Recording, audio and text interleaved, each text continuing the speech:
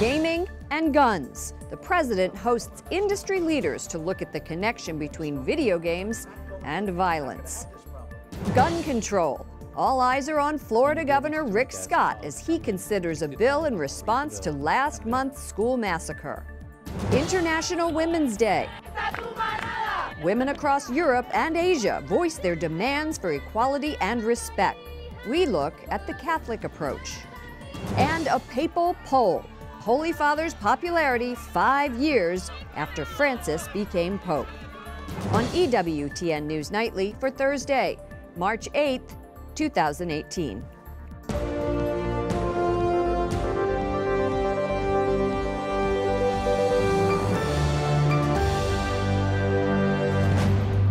Good evening from Washington, D.C., and thank you to those of you joining us from around the world for news from a Catholic perspective. I'm Lauren Ashburn. The nationwide gun debate continues, with President Trump hosting leaders of the video game industry. One of the top questions: can the exposure children have to graphic video games lead to acts of gun violence? White House correspondent Mark Irons talked with one of the participants. Good evening, Mark.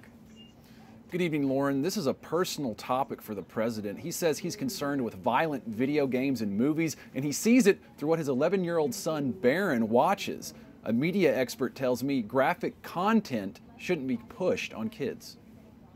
In the vast majority of mass shootings, there has been evidence that the perpetrator was heavily involved in violent video games. Melissa Henson is program director of the Parents Television Council, a group advocating for responsible children's entertainment. She was at the table today with video game executives. I'm also there as a mother of a 9-year-old son, and I'm sort of on the front lines of this right now. The president said this last month about the effect of video games. I'm hearing more and more people say the level of violence on video games is really shaping young people's thoughts. But Dr. Lewis Krause, chief of child psychiatry at Chicago's Rush University Medical Center, says meetings between the president and the video game industry won't be productive. That's going to be a waste of time. That's not going to lead to anything that's going to be helpful. He says violent video games have unhealthy components and kids spend too much time playing them, but they don't lead to gun violence. There's nothing about these games that are directly correlated to significant violent behavior or school shootings.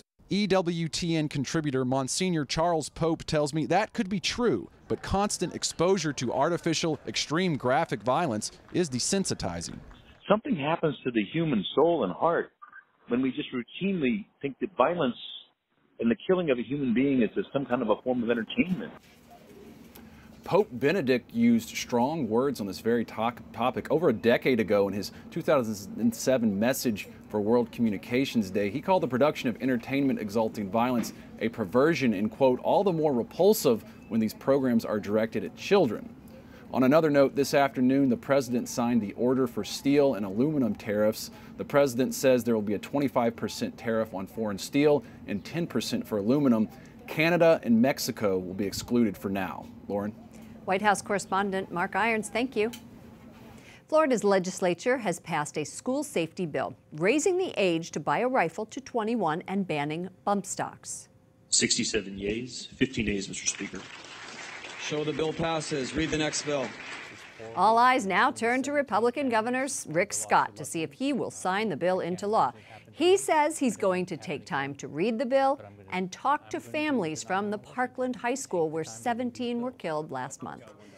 That bill would also allow police to get a restraining order to take away guns from people posing a danger. Lawmakers in Congress are debating this issue. Capitol Hill correspondent Jason Calvi has the story. Good evening, Jason. Good evening, Lauren. Republicans and Democrats have not yet found a gun compromise in the 3 weeks since that school shooting, but they are working together to find common ground. Senator Lindsey Graham is spearheading one of those bipartisan plans, and I spoke to him earlier today.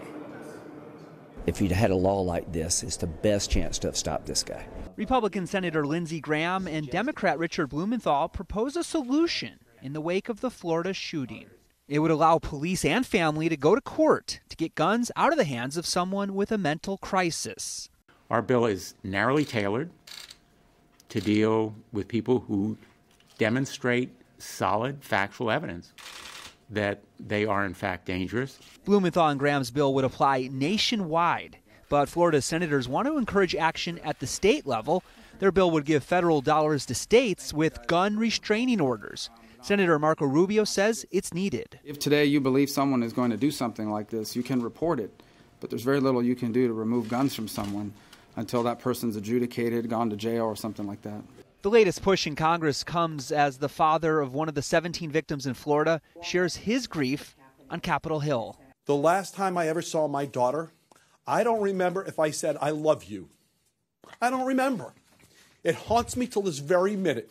That emotion is inspiring Senator Graham to act. Do you think you're going to get it done? Do you think anything's going to pass this Congress? I don't know if our bill will make it. If you want to do an incentive to get states to do it, I'm fine. I just want to create venues so that family members and law enforcement can go and intervene when it matters. The U.S. bishops back universal background checks and assault weapons bans. But the dean of the Dominican seminary here in D.C. tells me gun reform is not a black or white issue. And the Catholic Catechism says someone who acts in self-defense is not guilty of murder. Lauren? Capitol Hill correspondent Jason Calvi. Thank you, Jason. As the Trump administration sues California over its sanctuary policies, one of its senators says federal law targets the wrong people.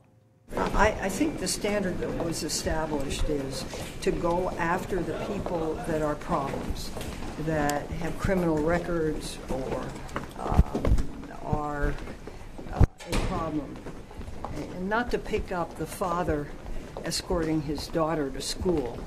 Supporters of the crackdown on cities that protect immigrants who are in the country illegally say states must enforce the law. The problem that we've had the last 15 years in Washington is a bipartisan refusal to support our laws and our immigration laws, and the reason is that some people don't agree with them. Well, you don't have a choice. At the White House, officials met today with 4 state lawmakers from Colorado who oppose sanctuary policies. They are discussing how to stop gangs like MS-13 from crossing the border illegally. An adult film actress who says she had an affair with the president is now filing a lawsuit. Stormy Daniels wants to invalidate an agreement that forbids her from discussing details of that alleged affair. She says it happened in 2006 and 2007, while Mr. Trump was married to current First Lady Melania Trump. The president's lawyer denies the claims.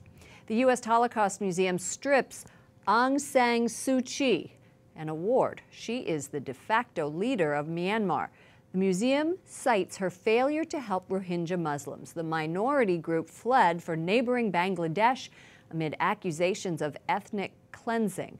The Myanmar government calls the museum misled and exploited. Russian President Vladimir Putin praises President Trump. Никакого нет и быть не может. Чисто в человеческом плане он произвел на меня очень хорошее. In an interview with Russian state television, Putin described the president as a great communicator, as well as a balanced person. However, he's sorely disappointed with the U.S. political system. New video shows parts of a Damascus suburb previously held by rebels. It had been retaken by the Syrian army. The move further squeezes tens of thousands of civilians trapped with anti-government forces. It is International Women's Day, and women across the world are taking to the streets, calling for equality and respect. And Catholic women are telling us that they want to feel acceptance in women's movements as well. Correspondent Wyatt Goolsby reports from the State Department. Good evening, Wyatt. Lauren, good evening. Officials here say the Trump administration is working to empower women, especially in the workplace. The president noting women's unemployment in the United States is at an 18-year low. Secretary of State Rex Tillerson says the goal is to help extend that economic opportunity to women around the world. From El Salvador to South Korea to Israel, women are calling for equal access to jobs, education, and political leadership. It's time for us to be talking about the security issues. Security is not just arms and wars. Security is education. Security is sanity. Security is housing. Secretary of State Rex Tillerson is talking about the same issues this week during a 6-day tour of Africa. I also want to amplify our support for the very strong statements that have been issued by the African Union in their efforts to encourage women's empowerment and their participation in economic activity across the continent. Hundreds of protesters in the capital of the Philippines are accusing their president, Rodrigo Duterte, of human rights abuses. They want justice for sisters and widows of several drug suspects killed under his deadly crackdown. Women who are pro-life, who are maternal feminists, need to be a part of the conversation because we enrich the ideas that the culture has about women. Gracie Christie, a Catholic doctor and advocate, says today's women's movement needs to be more inclusive. Unfortunately, feminist movements in general nowadays exclude people like me, people who are pro-life, especially from the conversation. They're not really including us when they talk about all women. Now, some of those movements directly attack the Catholic Church. Today, a group of women in Rome called the church misogynistic for not ordaining women. Now, Dr. Christie responded to those women, saying the church is the single most powerful force supporting the dignity of women, whether it's protecting the unborn or the fight against pornography or sex trafficking. Lauren? Correspondent Wyatt Goolsby reporting from the State Department. Thank you, Wyatt. Muslim-majority Pakistan elects a Hindu woman to the Senate for the first time ever. She's a member of the group called the Untouchables. That's the lowest rung of the country's social class. Kohli says she is committed to protecting the rights of oppressed people. And as the Vatican prepares for a global meeting of bishops or a synod next year, one controversial issue is making headlines, and it's the possibility of allowing married men in the Amazon to become priests. Pope Francis visited the region in January. Now, some exceptions already exist allowing married priests in the Catholic Church. But if this happens, the Amazon married clergy could be used wherever priest shortages might exist. Edward Penton, Rome correspondent for EWTN's National Catholic Register, joins us. Ed, tell us if it is likely this could be approved and why church leaders see a need for it. Well, the indications, Lauren, are that it might well be because the Pope has spoken about this in relation to the Amazonian Synod. He's said to people who are pushing for this that he should look at it courageously. They've also heard comments kind of sympathetic to it from the Vatican Secretary of State and various others, including Cardinal Humes, who is appointed today to be head of the preparatory council that's going to advise the Secretariat of Bishops in the coming months. There must be a laundry list of other issues that the bishops are going to discuss during the synod. What are they? Yes, well, the key one is the ecology issue and the environment. There's a lot of problems with the rainforests, as many viewers will know, the destruction of the rainforest. That's a key issue for the synod. The evangelization is another. There's 20 million people apparently in the Amazonian region within 8 different countries. So that's another issue. And of course, the indigenous people themselves who are often marginalized and victims of what the Vatican calls agribusiness and high level of exploitation. Thank you so much for the update, Ed. Edward Penton, Rome correspondent for EWTN's National Catholic Register. Thank you, Lauren. The first ever hackathon at the Vatican kicks off today. The event brings together computer programmers and other techies. One of the main topics, how to put the human person at the center of our increasingly digital world. And EWTN is a media sponsor. Coming up, pro-life progress. Right to Life groups in Indiana are hopeful about a proposal heading to the governor's desk. And not playing around. Genevieve Wood joins us to talk about gun violence and video games.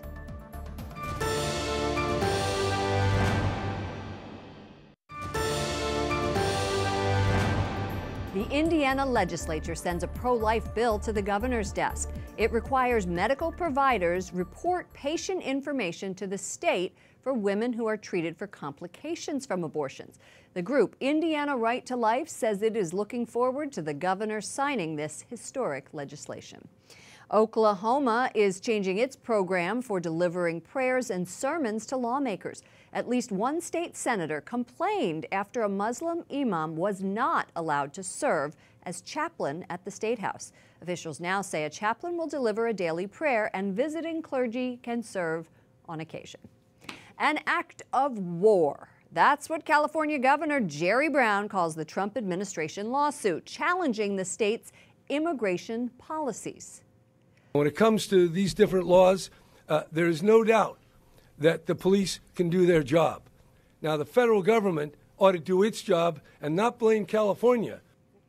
In announcing the lawsuit, Attorney General Jeff Sessions criticized several lawmakers, including Oakland's mayor and the Attorney General. Genevieve Wood, senior advisor at the Heritage Foundation, a conservative think tank, joins us now. Welcome back, Genevieve. Good to be here. What if California doesn't comply? Then what happens? Well, I think they're going to be forced to comply. I think because what's going to happen here is the federal government's going to say all those federal dollars that flow into your state, we're going to start cutting more and more of those off. And it's going to be very difficult for a state that's in a very difficult financial situation already to play that game. What about families? Will they be separated, deported? How will that all work? Well, right now, look, here's the bottom line. Nobody is coming in and saying we're trying to find everybody here who's illegal.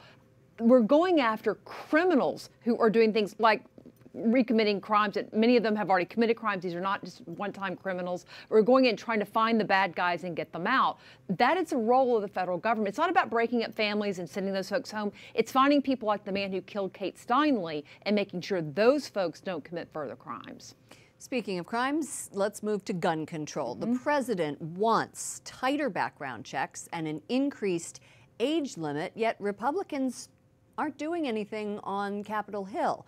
What do you think is going to happen? Why are so few Republicans backing the president? Well, I think there is action actually taking place on Capitol Hill. Senator Hatch in the Senate, Senator Rutherford in the House is putting forward legislation that would be more targeted towards states taking action, creating dollars for anonymous hotlines so people can call and say, look, I see somebody who has a problem, which is, we know in the Florida case, the federal government didn't pick up on that. The FBI didn't. The FBI was That's called. right. So why do we think a hotline would work? Well, making sure that that it may not just be for the FBI, but for others, but also making sure that there's dollars in the budget for localities that want to arm, whether it's putting law enforcement on school grounds or perhaps arming teachers, but allowing local schools to make those decisions. That is being debated right now. I think you're going to see more of it. But as we well know, Lauren, this is a school safety issue. It's not just a gun issue. And there's a lot of things that need to be examined. So I don't think Congress should act within a week. I think the president's called for some things, and many of them are good. But we need to look at what actually works, not just do something, which is what always happens after one of these horrific scenarios. But let me push back here. Then nothing is done. Well, that's because most of the things that people want done are things that don't actually work. Okay. And when they call for that, they don't have the evidence to back it up, even in the face of really bad things. This time, I think we're actually having a much fuller discussion, and hopefully we do something that actually will work. And I think the teen pressure is helping lawmakers start to really sink their teeth into what works and what doesn't work. That's right. Let's move on one more time to Texas. Yes, my home state. Oh, I didn't know that. The They're primary was yesterday. Yeah. Was it yesterday? Yeah. And, or Tuesday, I guess. Yeah, Tuesday. So Democrats turned out in record numbers, but Republicans came out in record numbers, 1.5 million versus 1 million. Could Texas go blue? Well, this has been the story for like the last 2 or 3 election cycles. And Democrats keep saying Texas is turning blue. And every time I call my family, they're not yet, not yet. Look, I mean, there's no doubt that Democrats are hoping for that. And because of immigration and the changing demographics and the like, and a lot of people moving from places like California to Texas, there's been some concern. But the reality is it hasn't shown up on the election side of it, that continually Republicans are outperforming. And here, Democrats didn't win. No, and they spent so much money. Yeah, no, they didn't win anything. No. Right. All right. Interesting discussion. Thank you so much, Genevieve Woods, senior advisor at the Heritage Foundation. 2 Catholic schools that are worlds apart begin a cultural exchange. Students from St. Lawrence School in West Haven, Connecticut, and Terra Sancta School in Bethlehem are sending each other drawings and letters. They describe their daily lives and other topics, including sports and religion. The National Council of Catholic Women started the program. Up next, happy anniversary. The head of Salt Lake City Diocese has had a busy 12 months. And inside the numbers, we talk about a poll examining the popularity of Pope Francis in the United States.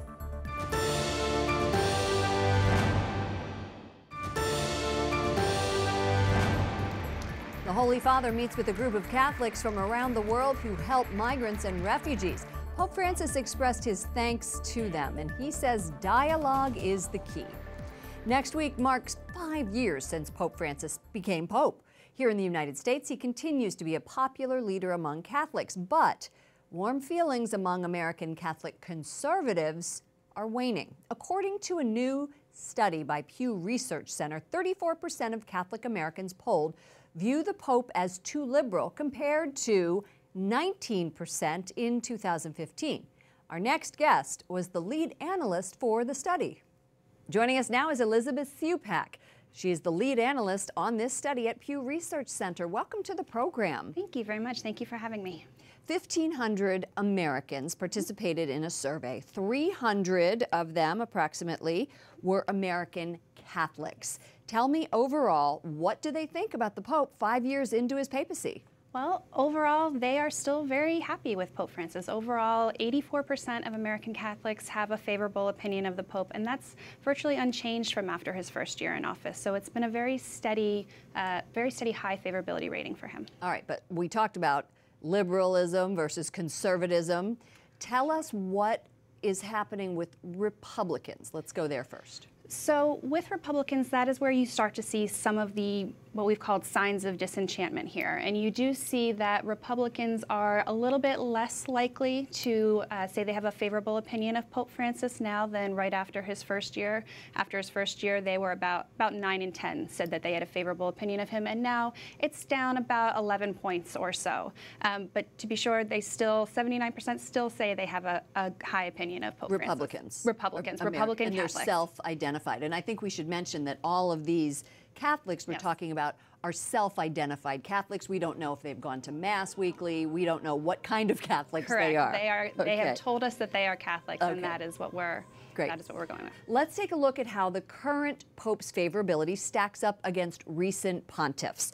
We have a full screen graphic here for you. Pope John Paul's favorability was at the highest, at its height, at 93%.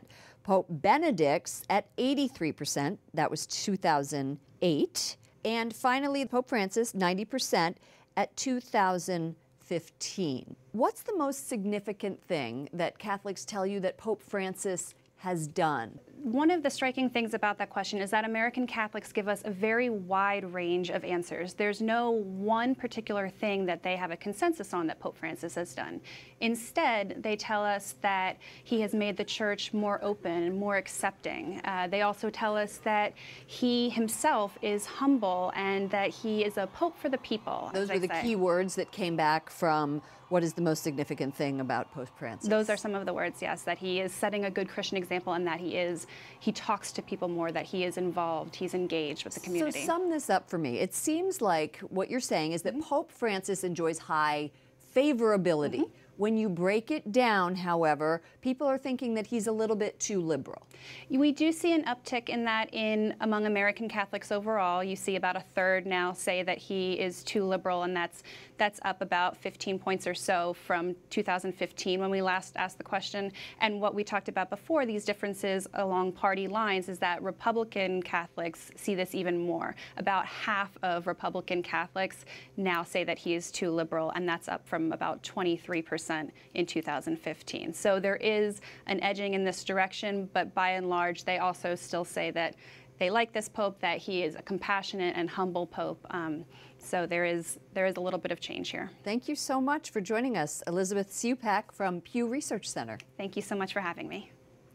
And we'd like to continue that conversation online. You can tweet to me at Lauren Ashburn or Lauren Ashburn EWTN on Facebook. Let us know what you think.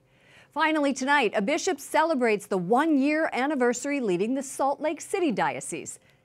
He has been very, very busy. The Salt Lake City Tribune says Bishop Oscar Solis has visited all of the nearly 50 Catholic churches in his Kia car. He has also talked to students at every single diocese school, written newspaper columns, and said sermons, all with at least, this is what's important here, one laugh line. The paper adds that the bishop plays golf once a week. But I want to know, how long are his homilies? Right? Am I right? For all of us here at EWTN News Nightly, to all of you around the world, thank you for watching. I'm Lauren Ashburn. Good night, and God bless you.